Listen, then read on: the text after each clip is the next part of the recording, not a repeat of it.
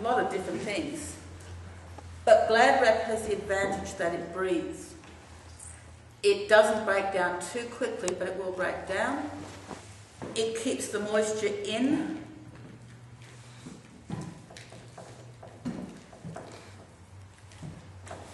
And it holds everything together. When you've done this and eventually it goes in your pot, you'll find it'll take anything up to 2 or more years before the roots are properly established. If you feed it like fury, keep it in the right conditions and get it growing as rapidly as you possibly can, it should produce nice thick roots and cling to the rock a lot faster. But it does take time, which is why a lot of us have got plants that have been on rocks and in pots for years and still are not quite ready yet to do what we want them to do, to take them out of the pots and put them into a stand.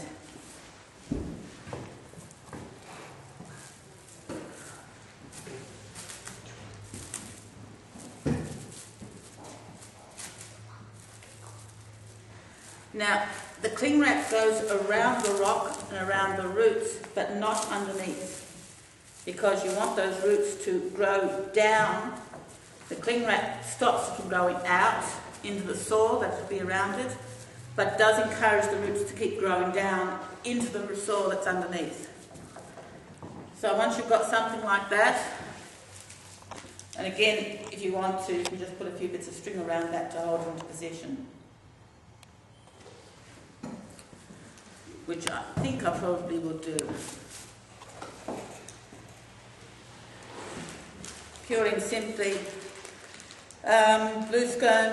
bluestone screenings, soil, fine pine bark, and dynamic lifter. There's a lot of, fair bit of dynamic lifter in there, a lot of nutrients. And basically, we just want the tree to have enough soil around it to encourage those roots to want to grow down into that soil. The rest of the soil around it is just to keep it moist and humid. If you've got enough over the top, it doesn't matter if that's exposed. If it's too exposed, you can't find a bigger pot. You can get something like a smaller pot, cut it and put around the top and put a bit more soil on that. But that should be okay. I've got enough muck around those roots so they're actually covered and they're not actually exposed to the sun, and the glad wrap will keep the moisture into it. And that will sit in that pot, or a bigger one if we decide to put into a bigger one, for at least 2 years. And get fed furiously, hopefully, and grow away and end up sort of something like this size, which will eventually be cut right back again. Growing through out the bottom of the pot into the ground. Okay. What's the game plan? Really the main part of it was to get the roots to really spread and flatten on the rock. So that's why I bound it up pretty tight with the masking tape. So it was a bit of an experiment really. So we'd have to see how it looks. How long have you been growing this one, Hugh? 2 years. 2 years?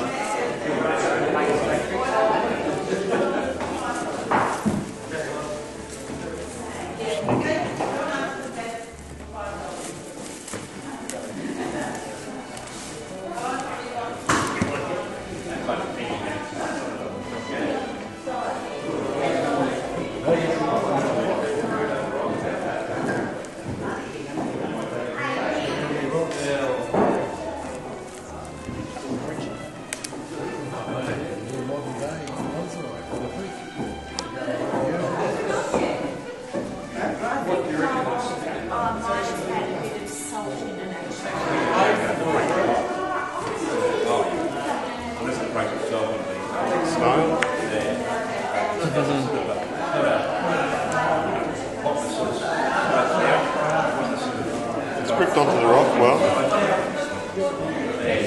A couple of roots have flattened out, like that one. probably needs more growth down. So I might just rebury it and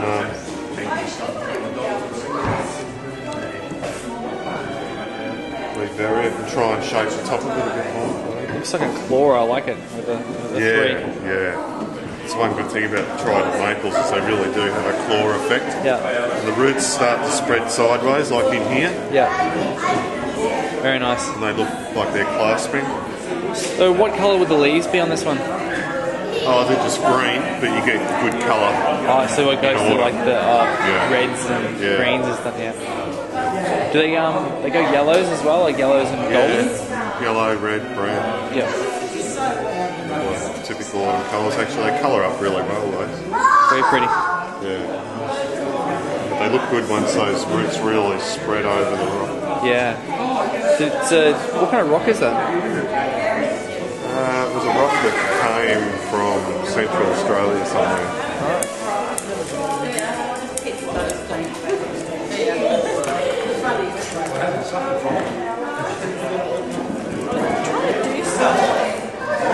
Time to let it dry. Yeah, see, I'm like that. I'm going to have the 1 hour to sit around and be a lady princess.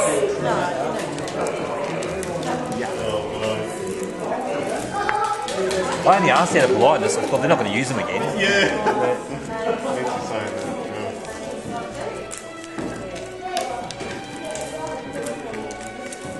Here's the bottom of it.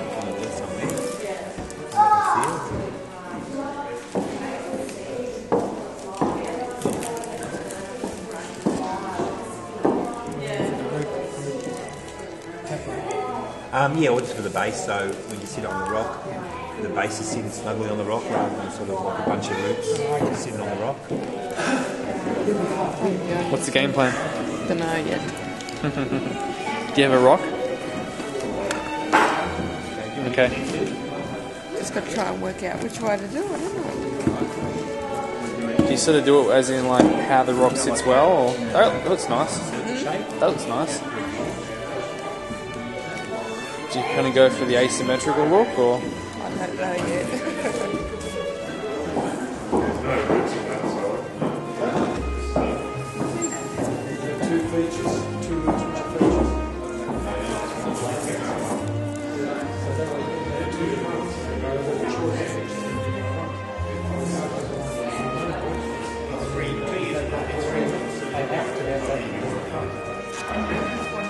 It's teamwork in action. Yeah, actually, it's amazing how much it helps having somebody hold it for you.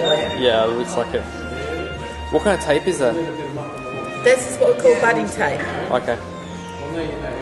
and So- it works quite as well as any other as string. That'll just break down too, won't it? Yeah, it will eventually break You're down. looking for the muck. It's over there behind me. Okay, we'll put him back in the pot. So how exposed can you leave these roots, otherwise die off? As it starts to grow up, you expose more and more of the root, and let it encourage these smaller, finer ones to grow down. So we want to fill this around to keep those small roots growing down. Not using that for the kitchen anymore, are you? Oh, I might be, I might not. I don't know. It's like that string I had over there. That Yeah. was kitchen string. Yeah. The idea is just that because this top part's exposed, I could put more sphagnum on it. But by leaving that exposed, it'll encourage those roots to grow down and put soil around that. And then